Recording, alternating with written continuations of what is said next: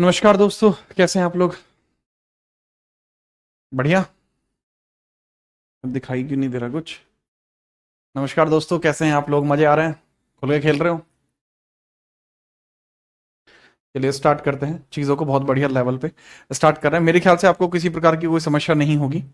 यदि आपको किसी प्रकार की कोई समस्या होती है तो मुझे बताइए। आपको होने वाली समस्या मेरी समस्या होगी और उसको मैं उसी ढंग से संपूर्ण तौर पर खत्म कर दूंगा, जिस प्रकार से आप समझिए कि जो ग्रीष्म ऋतु होती है वह जैसे जो घास के पत्तों को सुखा देती है, उसी प्रकार से मैं आपकी परेशानी को भी समाप्त कर दूंगा निश्चित तौर पर। ठीक है, ये रामायण में पढ़ा था यार मैंने, कुछ अलग ही लेवल का था ये। मुझे तो बहुत बढ़िया लगा था, इसलिए मैंने सोचा कि चलो आप लोगों के सामने बोल देते हैं इस डायलॉग को। ठीक है, डायलॉग नहीं है ये, असली बताऊं तो, इसलिए तो बताऊं तो ये भाव है, भाव। अब बताइए, अगर आप तैयार हैं तो फटाफट से बता दीजिए। कोई दिक्कत विक्कत तो नहीं चल रही आपकी? कोई दिक्कत चल रही हो बताओ, आपकी दिक्कत को दूर किया जाएगा। अगर कोई भी दिक्कत आपको चल रही है तो फटाफट बता दीजिए, आपकी दिक्कत को दूर किया जाएगा। नहीं तो फिर आगे बढ़ते हैं बिना परेशानी के। ठीक है, फटाफट आगे बढ़ते हैं।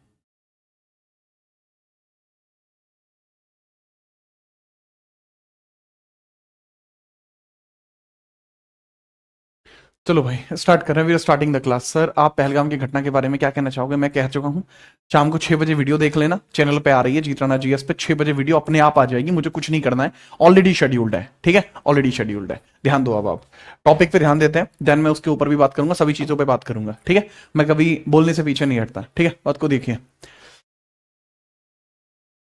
आगे बढ़िए। हम बच्चे बात कर रहे थे इसके बारे में, चंद्रगुप्त मौर्य के बारे में हेडिंग डाल चुकी थी, तो इनके बारे में लिखना शुरू कीजिए।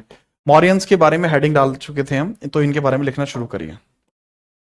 चंद्रगुप्त मौर्य के बारे में हेडिंग डाल चुके थे, कृपया करके इनके बारे में लिखना शुरू कीजिए। चंद्रगुप्त मौर्य मौर्य वंश के संस्थापक हैं। मौर्य वंश की राजधानी क्या देखने को मिलती है? बहुत बेसिक सा सवाल। मौर्य वंश की जो राजधानी है वो क्या देखने को मिलती है? That is Pataliputra. मौर्य वंश की राजधानी आपको क्या देखने को मिलती है? बहुत बेसिक सवाल। सबसे पहला, मौर्य वंश की राजधानी क्या देखने को मिलती है? राजधानी। सर, मौर्य वंश की राजधानी अर्थात कैपिटल हमें क्या देखने को मिलती है? That is Pataliputra. इसकी कैपिटल है sir Pataliputra. It's capital is Pataliputra. Pataliputra.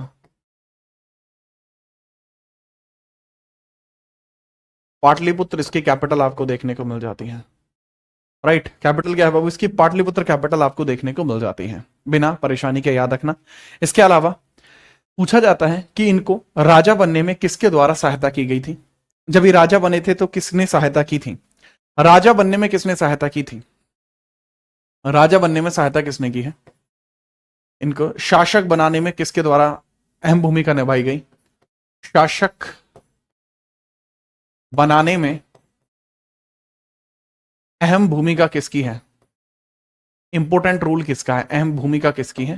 अहम भूमिका यानी इंपोर्टेंट रोल किसका है? इंपोर्टेंट रोल किसका है? ठीक है, इंपोर्टेंट रोल किसका है? इंपोर्टेंट रोल किसका है? इंपोर्टेंट रोल की बात करते हैं, इंपोर्टेंट रोल किसका है? बताइए, बताइए। इंपोर्टेंट रोल, इंपोर्टेंट रोल की हम बात करते हैं। महत्वपूर्ण योगदान किसका? That was Chanakya. चाणक्य जी का है इंपोर्टेंट रोल। चाणक्य, चाणक्य जी का है।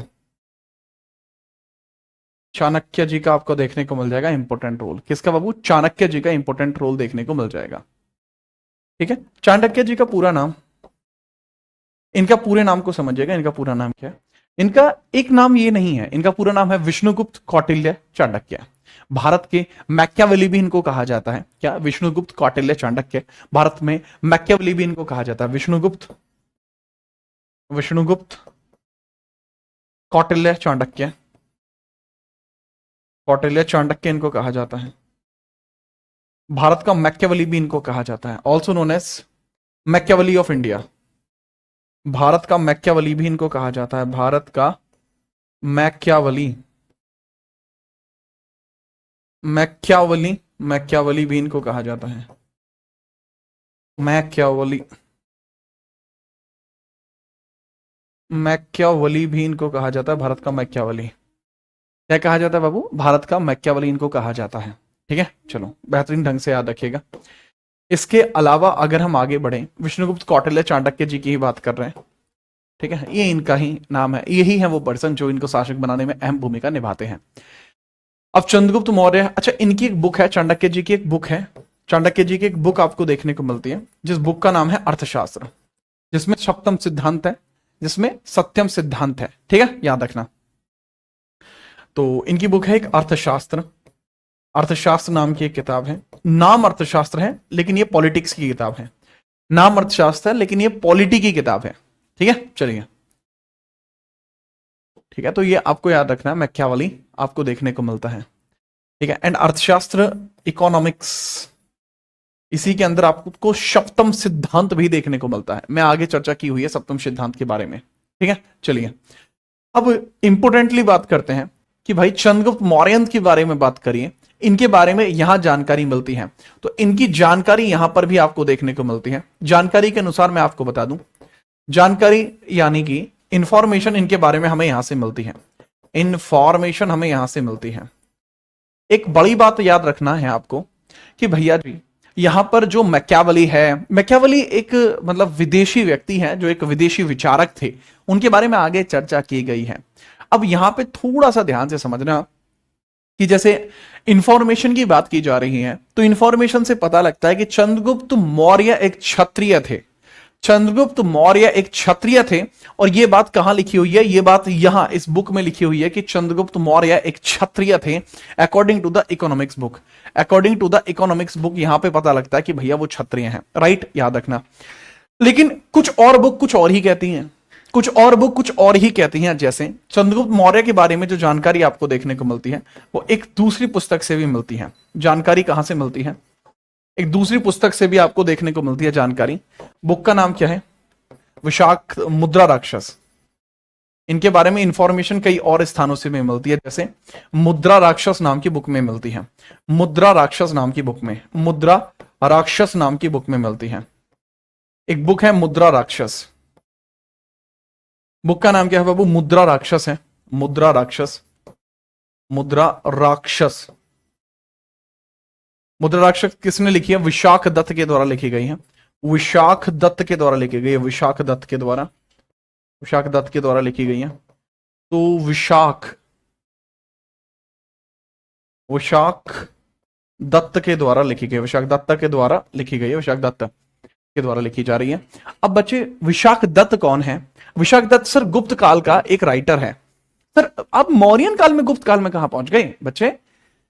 विशाख दत्त जो है वो गुप्त काल का है, किताब जो है वो मौर्यन काल के लिए लिख रहा है। ये बिल्कुल उसी तरीके से होगा जैसे अब मैं अगर चाहूं तो मैं अपने पूर्वजों पे किताब लिखना चाहूं। जैसे मैं मान के चलो मैं अपने पूर्वजों पे कोई किताब लिख रहा हूं, तो मैं तो इस एरा का हुआ, मेरे पूर्वज किसी और एरा के हैं। सेम उसी प्रकार से यहां पर आप देखते हैं कि मुद्रा राक्षस लिखी है विशाख दत्त ने। मुद्रा राक्षस में लिखा हुआ है कि चंद्रगुप्त मौर्य वृषल जाति का है। इसमें लिखा हुआ है कि चंद्रगुप्त मौर्य वृषल जाति के हैं, चंद्रगुप्त मौर्य वृषल जाति के हैं, वृषल जाति के हैं, वृषल जाति के हैं, वृषल जाति के हैं, वृषल जाति के हैं। ये एक नीची जाति होती है। ठीक है, इसको कहा जाता है एक दलित वर्ग।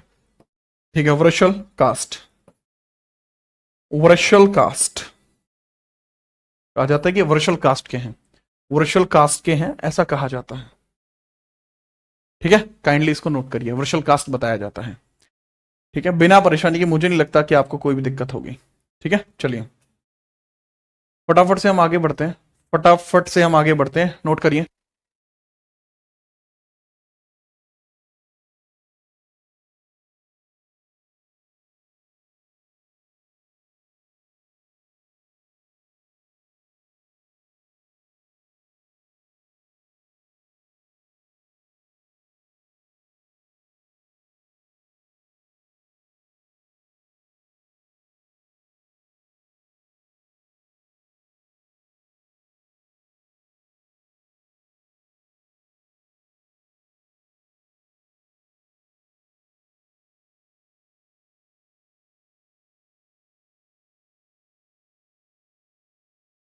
क्लियर है?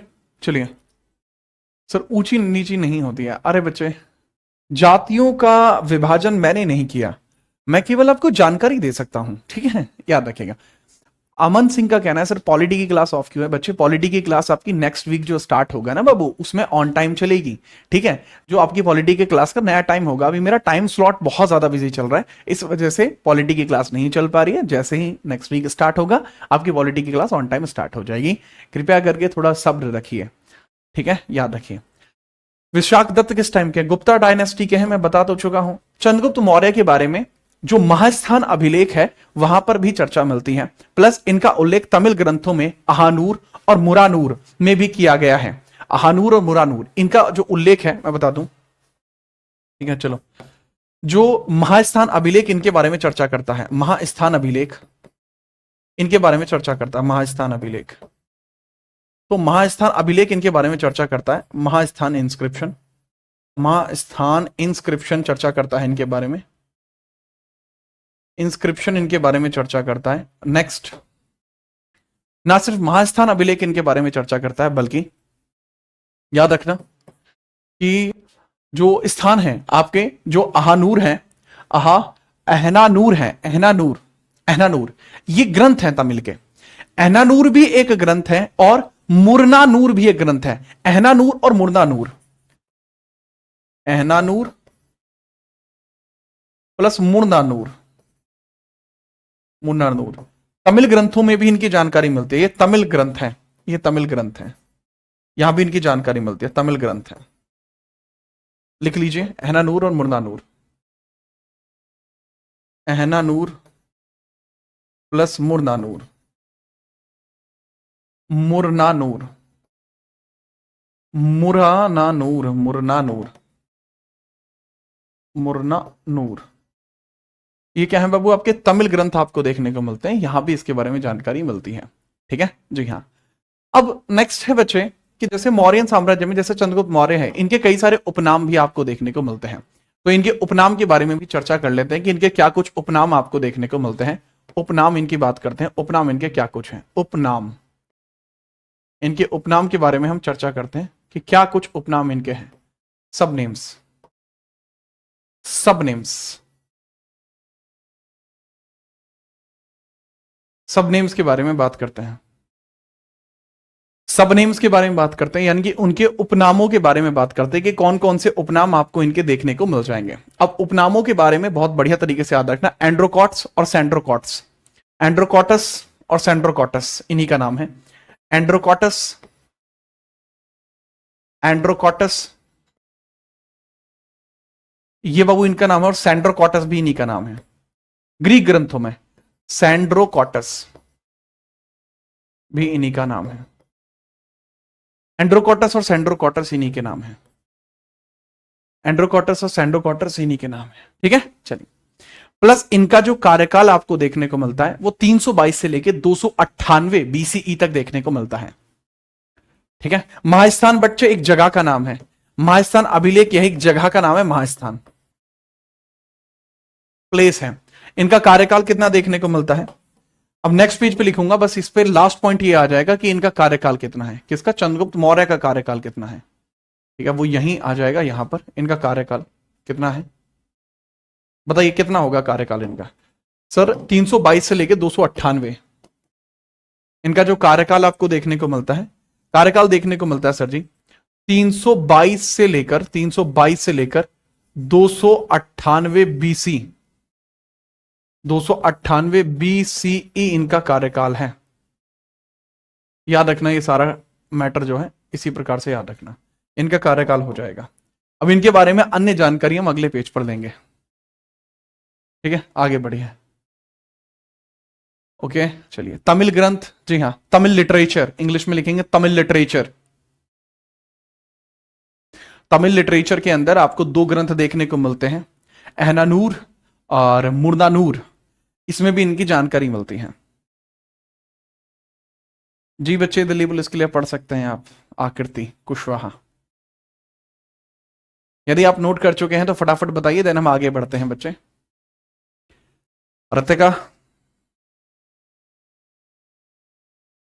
Good evening, good evening. आगे बढ़ते हैं, ठीक है, चलिए।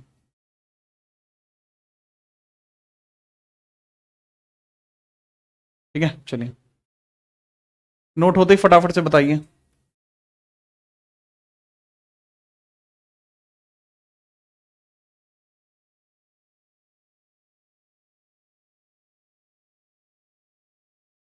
ठीक है, आगे बढ़े बाबू, ठीक है। अच्छा, ये कहां पर है? ये बांग्लादेश में है, महास्थान अभिलेख बांग्लादेश में है। That is in Bangladesh, that is in Bangladesh, Mahasthan अभिलेख बांग्लादेश में है भाऊ। ठीक है, चलिए, बांग्लादेश में आपको देखने को मिलता है। नेक्स्ट आप डालिए चंद्रगुप्त मौर्य।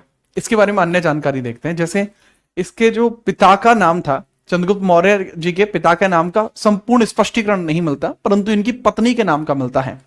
इनकी जो पत्नी थी उनका नाम है दुर्धरा। इनकी पत्नी का नाम क्या है बाबू? दुर्धरा आपको देखने को मिलता है। पत्नी का नाम क्या मिलता है बाबू? दुर्धरा देखने को मिलता है। बहुत बेहतरीन तरीके से याद रखना, पत्नी का नाम क्या देखने को मिलता है? दुर्धरा देखने को मिल जाता है। ठीक है, फटाफट से लिखिए, पत्नी का नाम क्या देखने को मिलता है? दुर्धरा। बिना परेशानी के लिख लीजिए, चंद्रगुप्त मौर्य। मौर्य,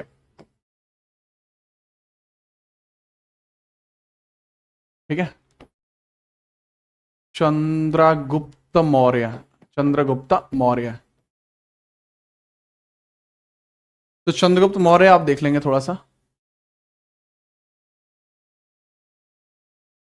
मौर्य देख लीजिए। तो आपको क्या देखने को मिलता है चंद्रगुप्त मौर्य जी के बारे में, आप समझिएगा। बहुत इंपॉर्टेंटली याद रखना, ठीक है। पत्नी का नाम क्या? दुर्धरा। इनकी पत्नी का नाम क्या? दुर्धरा, दुर्धरा। अच्छा, इनका टेन्योर तो मैं आपको ऑलरेडी स्पेसिफाई कर चुका हूं कि चंद्रगुप्त मौर्य का जो टेन्योर है वो 322 से लेकर 298 तक चला है बीसीई। हाँ सर जी, ये तो आप स्पेसिफाई कर चुके हो। तो बच्चे, एक और इनकी पत्नी है जिसका नाम है हेलेना। ठीक है, चलिए, एक और इनकी पत्नी है जिनका नाम है हेलेना। हेलेना के बारे में समझेंगे, हेलेना के बारे में क्या चीज आपको पता होनी चाहिए। हेलेना से कैसे होता है? सेल्यूकस निकेटर से एक युद्ध होता है, बात को समझना, इन्हीं के समय की घटना है। 305 बीसीई में, 305 बीसीई में, 305 बीसीई में आपको देखने को मिलता है। 305 बीसी में एपेनायस बैटल आपको देखने को मिलता है। नहीं, एक बैटल देखने को मिलता है, इसको बोलते हैं सेल्यूसिड मौर्यन वॉर बोलते हैं। Seleucid Mauryan war, Seleucid Mauryan war, Mauryan war आपको देखने को मिलता है, सेल्यूसिड मौर्यन वॉर। ओके, और इसको बोलते हैं सेल्यूकस निकेटर, सेल्यूकस मौर्यन युद्ध, सेल्यूकस मौर्य युद्ध आपको देखने को मिलता है। अच्छा, इसकी जो जानकारी है वो हमारे ग्रंथों में नहीं है, हमारे ग्रंथों में इसकी जानकारी नहीं है। जो इसकी जानकारी दी गई है, सेल्यूसिड मौर्यन वॉर की जो जानकारी दी गई है वो कहां दी गई है सर? इसके बारे में जो जानकारी है, इसके बारे में जानकारी एक विशिष्ट लेखक एपेनायस लेखक के द्वारा दी गई है। एपेनायस लेखक के द्वारा दी गई, एपेनायस, ठीक है, एपेनायस, एपेनायस, एपेनायस। एपेनायस कौन है सर? सर जी, यह एक ग्रीक राइटर है, ग्रीक राइटर है, केवल इन्हीं के ग्रंथों में इसकी जानकारी है। युद्ध होता है सेल्यूकस निकेटर का और चंद्रगुप्त मौर्य का, बहुत ध्यान से लिखना, ठीक है। युद्ध होता है किसका? चंद्रगुप्त मौर्य का। और बताओ, बढ़िया तरीके से लिख रहे हो, चंद्रगुप्त मौर्य वर्सेस, सामने कौन है सर? चंद्रगुप्त मौर्य के सामने कौन है सर? सामने आपको चंद्रगुप्त मौर्य के देखने को मिलता है, battle Chandragupta Maurya versus Seleucus Nicator, Seleucus Nicator, Seleucus Nicator. तो बच्चे, जो सेल्यूकस निकेटर आपको देखने को मिलते हैं, ये कौन है बाबू? सेल्यूकस निकेटर, याद हो आपको तो यह सिकंदर का सेनापति है। ठीक है, सिकंदर का सेनापति आपको देखने को मिलता है, सिकंदर सेनापति, सिकंदर सेनापति आपको देखने को मिलता है, सिकंदर सेनापति, सिकंदर का सेनापति है बेसिकली, सिकंदर का सेनापति है, सिकंदर का सेनापति है ये। सिकंदर का सेनापति आपको ये देखने को मिल जाएगा, चंद्रगुप्त मौर्य। उसी सेल्यूकस निकेटर। बैटल को कौन जीतता है? Chandragupta Maurya won the battle, Chandragupta Maurya won the battle. इस बैटल को जीतता है ये, इस बैटल को जीतता है बाबू ये। तो अब ऐसी परिस्थिति में जब यह युद्ध जीत जाता है, तो ऐसी परिस्थिति में काबुल, कंधार, हेरात, मकरान, काबुल, कंधार, हेरात, हेरात, मकरान,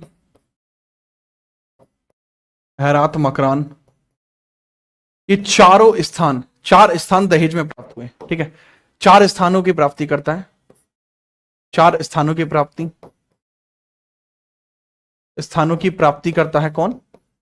अपना चंद्रगुप्त मौर्य। प्लस सेल्यूकस की पुत्री हेलेना से विवाह करता है। ठीक है, सेल्यूकस की पुत्री, सेल्यूकस की पुत्री, कस की पुत्री हेलेना से विवाह करता है, हेलेना से विवाह करता है, हेलेना से विवाह करता है, हेलेना से विवाह करता है। ठीक है, marriage with Helena, marriage with Helena, marriage with Helena, marriage with Helena, marriage with Helena. ठीक है, शादी करता है हेलेना से। इसका एक्चुअल नाम कार्नोलिया था, लेकिन हमसे कार्लोनिया बोला नहीं गया, इसलिए हमने इसको हेलेना बना दिया।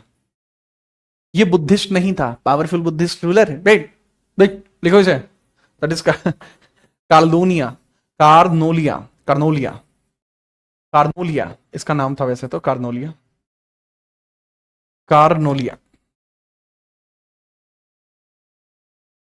कार्नोलिया इसका नाम था बाबू वैसे तो। क्या नाम था? कार्नोलिया। ठीक है, अब कार्लिनिया नहीं था, कार्नोलिया था। लिख लीजिए इसको। ठीक है, फटाफट से नोट करिए। ठीक है, इसके अलावा, इसके अलावा याद रखना, मैगस्थनीज भी दरबार में इसी की वजह से आया था, क्योंकि हेलेना को कोई बंदा चाहिए था जो यहां आके इसकी लैंग्वेज को इंटरप्रेट कर पाए। क्योंकि बाबू इसको जो है ना, हेलेना को हिंदी बोलनी नहीं आती थी, संस्कृत बोलनी नहीं आती थी, पाली, मगध कुछ नहीं आती थी, उसको अपनी ग्रीक लैंग्वेज आती थी। तो एक ट्रांसलेटर की जरूरत थी जो इन दोनों के बीच में बातों को इधर से उधर कर पाए। तो इसलिए मैगस्थनीज को भारत भेजा गया। प्लस साथ में ही इस युद्ध के बाद ही मैगस्थनीज भी भारत में भेजा जाता है। मैगस्थनीज, मैगस्थनीज भी भारत में आया, मैगस्थनीज भारत आता है, मैगस्थनीज भी भारत आया, भारत आया। Arrival of Megasthenes, arrival of Megasthenes, arrival of Megasthenes,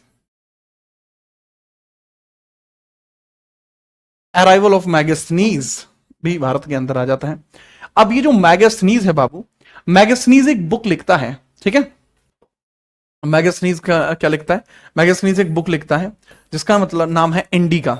इसकी एक बुक भी आपको देखने को मिलती है जिसने भारत के लिए लिखी है, इंडिका। मैगस्थनीज ने एक बुक लिखी है भारत के लिए जिसको कहा जाता है इंडिका। इंडिका एक बुक लिखी है, इंडिका। ठीक है, इंडिका। तो इंडिका नाम की किताब लिखी गई। अब जो इंडिका यहां पर लिखी गई है, जो इंडिका यहां पर लिखी गई है, इसके बारे में समझना। इसके अंदर पाटलिपुत्र का प्रशासन बताया गया है। ठीक है, याद रखना।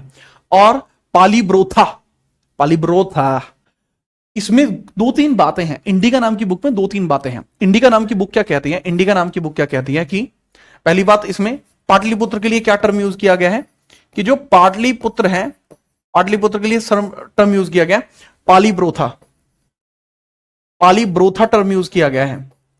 पाटलिपुत्र के लिए पालीब्रोथा टर्म यूज किया गया है।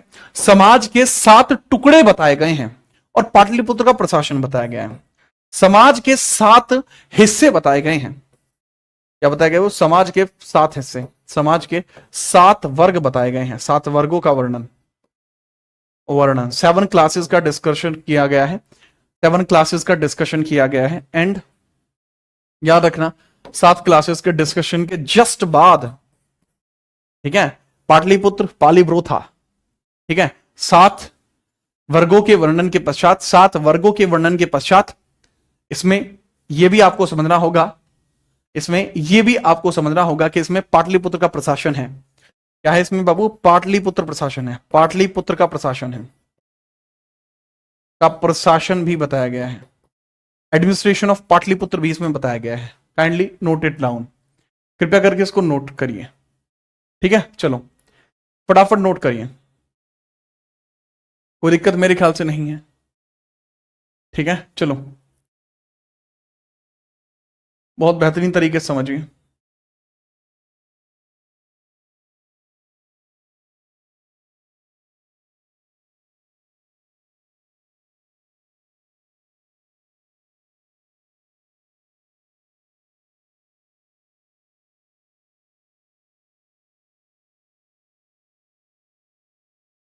ठीक है, तो इसके बारे में दिस वाज द मेजर जानकारी, दिस वाज द मेजर जानकारी जो हमें पता होनी चाहिए थी। इसके बारे में सर्वाधिक मेजर जानकारी यही है। ठीक है, टावर एंड गेट्स के बारे में क्वेश्चन बनता है। दर्श, टावर वगैरह के बारे में हम आगे बात कर लेंगे, टावर्स के बारे में या गेट्स के बारे में हम आगे बात कर लेंगे, राइट? हाँ, वो हम आगे बात कर लेंगे। अब ये पहले ये समझिए कि क्या आप इस बात को समझ पाए। वो प्रशासन बात कर लेंगे, जब मौर्यन एडमिनिस्ट्रेशन बात करेंगे तब हम टावर्स वगैरह की बात कर लेंगे। यहां तक मेरे ख्याल से आपको बातें समझ में आई हैं कि किस बारे में बात चल रही है। पाटलिपुत्र का प्रशासन या कोई भी बात है वो यहां पर क्लियर हो चुकी होगी। ठीक है, इसमें कोई दिक्कत नहीं है। ओके,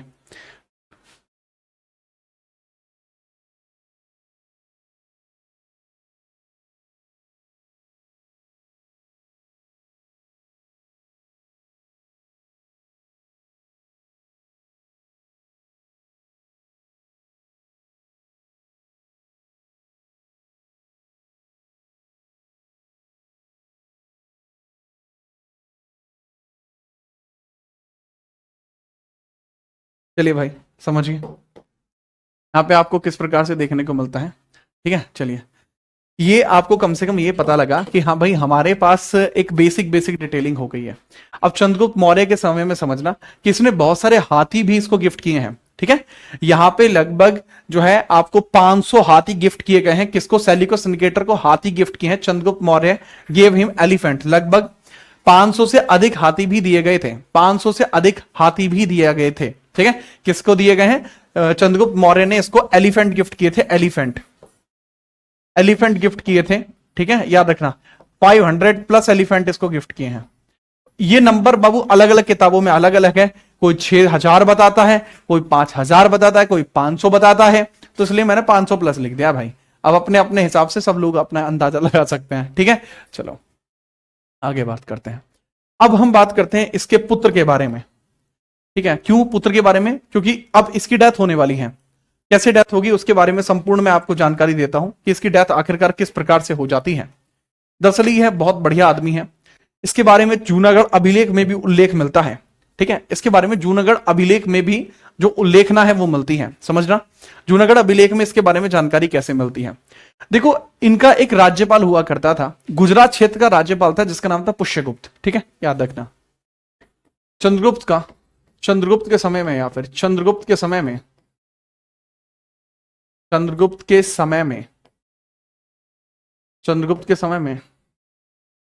गुजरात का राज्यपाल था पुष्यगुप्त। गुजरात का राज्यपाल था पुष्यगुप्त वैश्य। लिखिए पुष्यगुप्त वैश्य।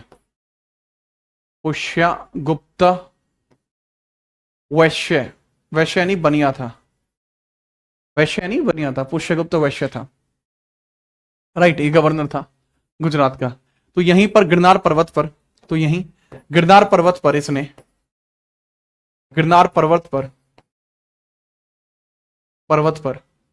ठीक है, जूनागढ़ अभिलेख बनवाया है। जूनागढ़ अभिलेख बनाया गया है। जूनागढ़ अभिलेख आपको देखने को मिलेगा। ठीक है, अब एग्जैक्टली जूनागढ़ अभिलेख इसने नहीं बनवाया, तो आप इसमें लिख लीजिए गिरनार पर्वत पर इसने सुदर्शन झील बनवाई है। केवल इतना लिखो, गिरनार पर्वत पर इसने सुदर्शन झील का निर्माण करा है।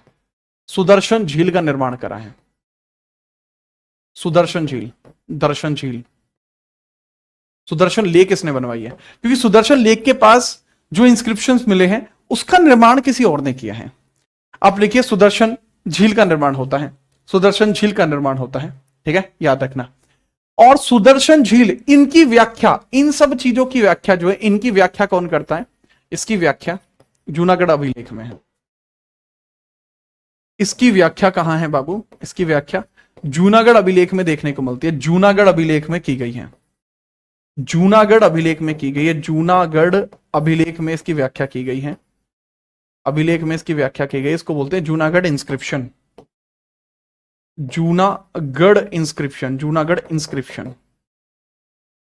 तो जो जूनागढ़ इंस्क्रिप्शन आप देखते हैं, जो जूनागढ़ इंस्क्रिप्शन आप देखते हैं, इसमें इसका उल्लेख किया गया है। लेकिन ये शकों के राजा रुद्रदामन ने बनवाया था।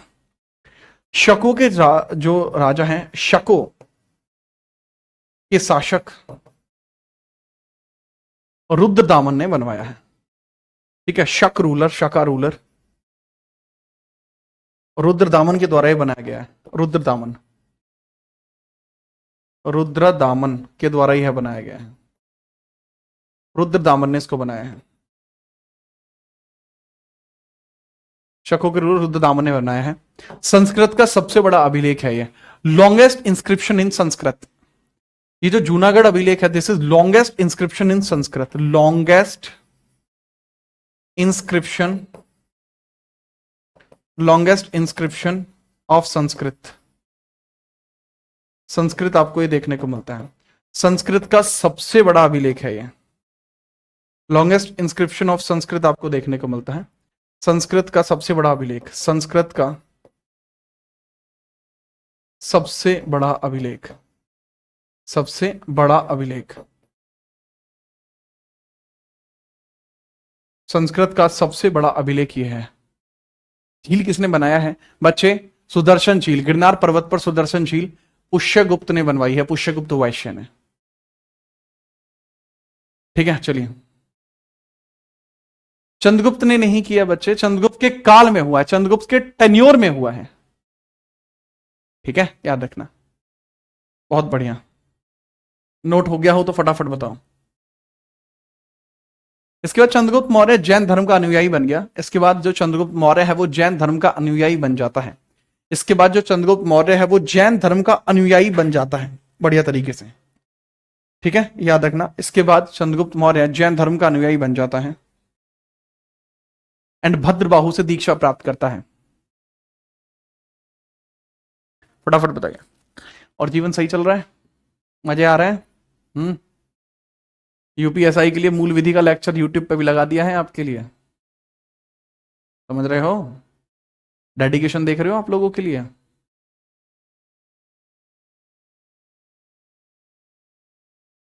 मोहित बाबू, लगता है आप नई नई तैयारी में आए हैं?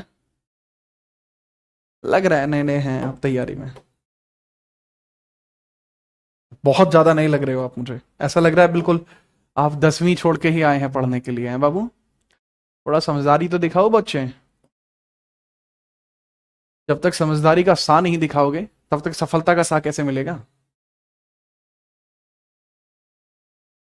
चंद्रगुप्त मौर्य, इसी की बात चल रही है ना? हाँ, अब इसके अंतिम काल की बात करते हैं। चंद्रगुप्त मौर्य ने क्या किया था? इन्होंने जैन धर्म को अपना लिया। इन्होंने क्या किया? जैन धर्म अपना लिया। जैन धर्म अपना लिया, accepted Jainism, accepted Jainism, Jainism.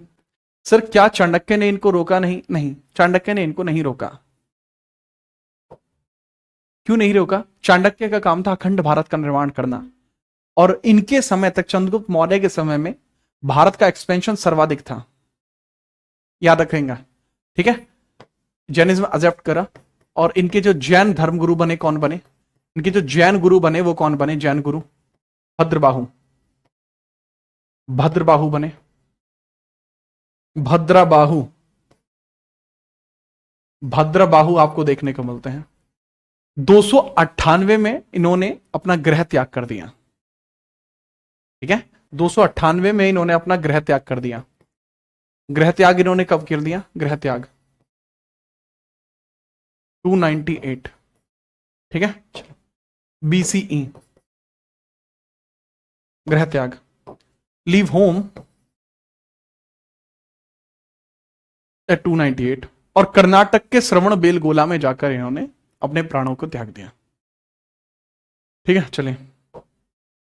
और जैसा मैंने बताया, इनके बारे में याद रखना कि कर्नाटक श्रवण बेलगोला में, कर्नाटक श्रवण बेलगोला में, श्रवण बेलगोला में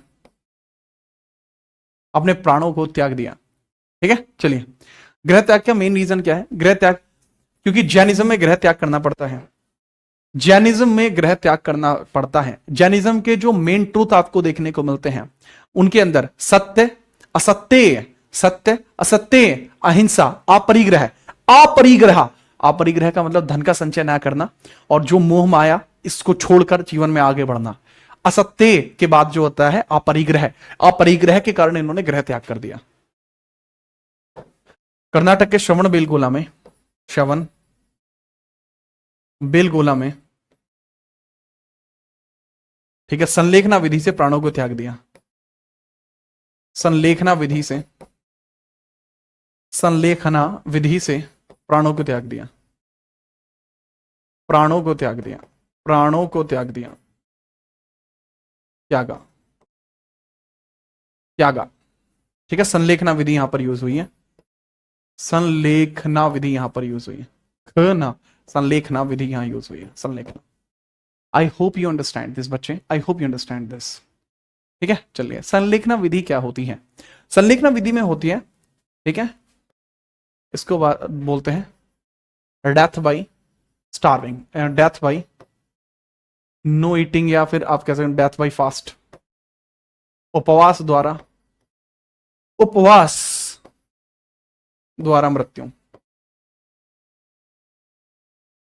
उपवास द्वारा प्राणों को त्यागना। उपवास द्वारा प्राणों को त्यागना। संलेखना विधि में होता है कि आप खाना बंद कर देते हैं, कि जीवन में अब हमारे शरीर को खाने की आवश्यकता नहीं है। अहिंसा मुख्य धर्म है जैन का। जैनों का अहिंसा उसके अंतर्गत आता है बच्चे। ठीक है, इनके 5 मेजर चार्जेस होते हैं, उसकी बात करते हैं। ठीक है, चलिए। इसके बाद इनका उत्तराधिकारी कौन बना?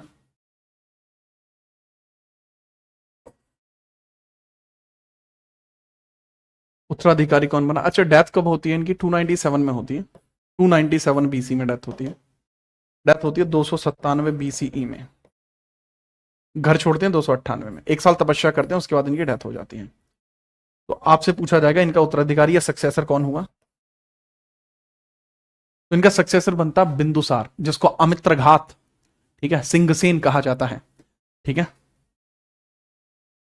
तो इनका सक्सेसर बनता बिंदुसार।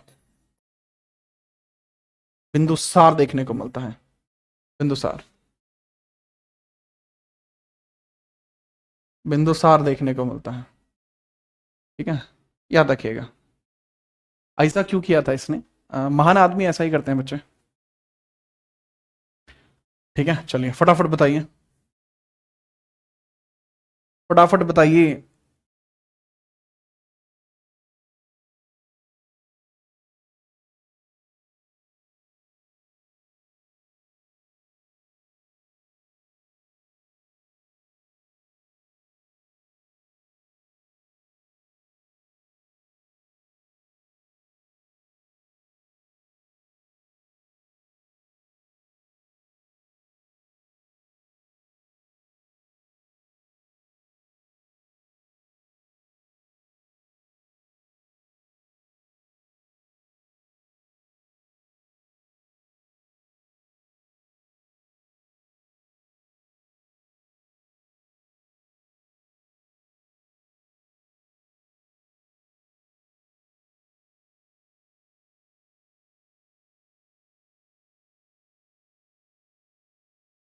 ठीक है, चलिए।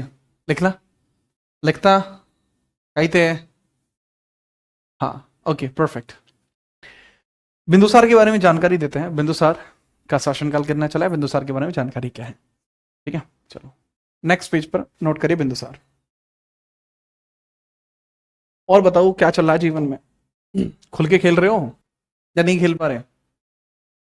नहीं खेल पा रहे खुल के? हैं यार, खुल के खेलो यार, ऐसा कोई मजा नहीं है जीवन में, खुल के खेलो। अच्छा, आप बताइए, ये जो कल या परसों, ये जो मंगलवार को जो आपको देखने को मिला, मानवता को शर्मसार कर देने वाली घटना, ठीक है, तो उसके बारे में आपका क्या कहना है, बताइए। ठीक है, चलिए मैं बात करता हूं इसके अंदर बिंदुसार। बिंदुसार, बिंदुसार के बारे में बात कर रहे हैं। बिंदुसार, बिंदुसार,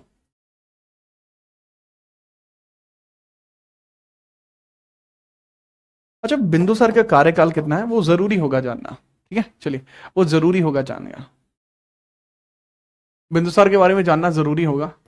सर यह 297 कुछ लोग बताते हैं, कुछ लोग 298 बताते हैं। आप 298 लिख लीजिए, आप 298 लिख लीजिए। 298 बीसी से लेकर 268 बीसी तक रहेगा, बीसीई तक गद्दी पर रहेगा। ठीक है, कोई दिक्कत है? नहीं सर, क्लियर है, चलिए ओके। अब बिंदुसार के बारे में समझिएगा, बिंदुसार के बारे में, कि बिंदुसार के बारे में क्या कुछ बातें कैसे होनी चाहिए, बिंदुसार के बारे में क्या कुछ बातें कैसी होनी चाहिए, बताइए सर। देखिए, बिंदुसार वो व्यक्ति हैं जिसके कई सारे उपनाम हैं, जैसे इसको वारीसार, अमित्रघात, सिंहसेन, ये सब नाम दिए जाते हैं। इसके उपनाम बहुत सारे हैं, जैसे इसका उपनाम है अमित्रघात, अमित्रघात, अमित्रघात। अमित्रघात का मतलब क्या होता है?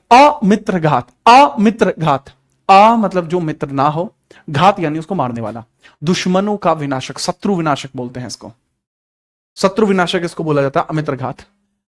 वारीसार, वारीसार, वारीसार का मतलब भी कुछ इसी प्रकार से होता है, अपने दुश्मनों को ऊपर हमला करने वाला।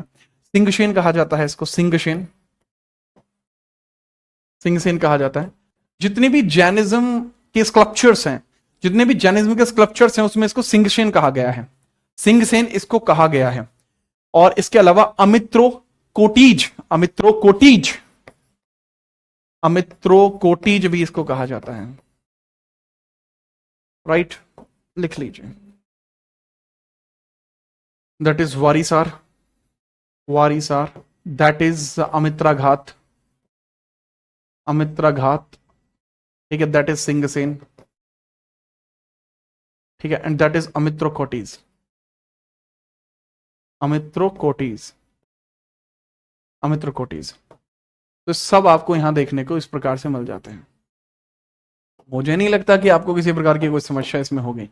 आई डोंट थिंक सो कि आपको किसी प्रकार की कोई दिक्कत है इसमें। ठीक है, चलिए, तो I hope you understand this. Amitraghata, Varisara, Simhasena, Amitrochates, ठीक है, दिस वाज द थिंग्स। ठीक है, चलो ओके, राइट, जी हाँ,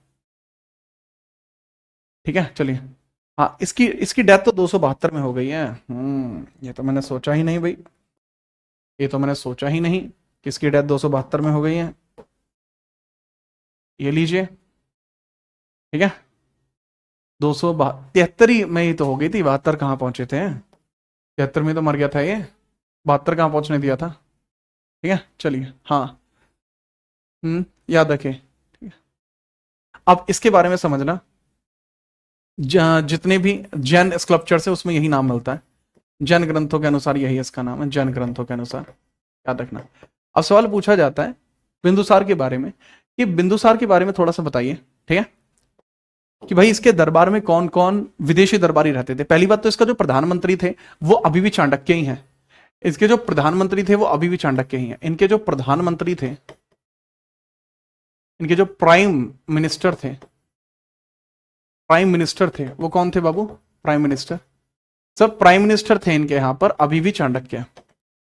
prime minister was still Chanakya, Chanakya prime minister थे, चाणक्य प्राइम मिनिस्टर थे, चाणक्य,